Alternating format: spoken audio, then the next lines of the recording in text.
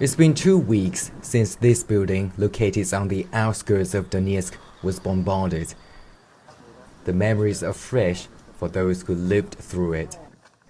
Lida Baturova told me she used to live on the 9th floor, and she was lucky when she was not at home. You don't know from which side the shrapnel will fly at you, so of course it's very scary. It's quiet now. It seems like there is no war, but I can't believe it. God forbid it should happen again. It's horrible, very scary. Then we come to a village only about 5 kilometers away from the front line. A bomb landed in this yard about 7 years ago, a year after the Donbas region officially staged the protests against Kiev. The windows were blown away by the blast. The plaster of the walls fell off. The house was in a very bad condition. There was a garage here. It was hit directly, and it crumpled in.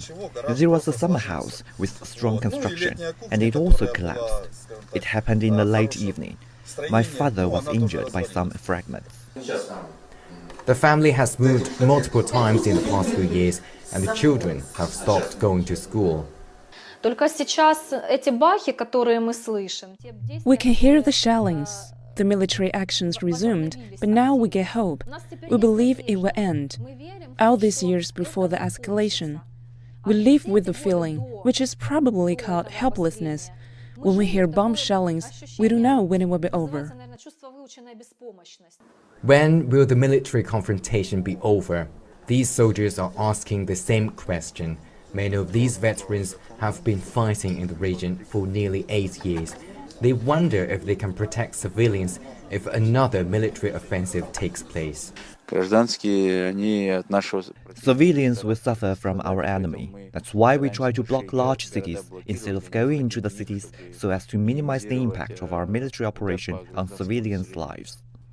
A number of men have been mobilized to join the army in the city, and now in the streets of Donetsk, this slogan is everywhere, which says, "We won in 1943 and we'll win now." This is the center of Donetsk. As you can see in the streets, it is getting quieter. People just don't want to venture out. And you can hear bomb blasts now and then, though it's around 15 kilometers away from the front line.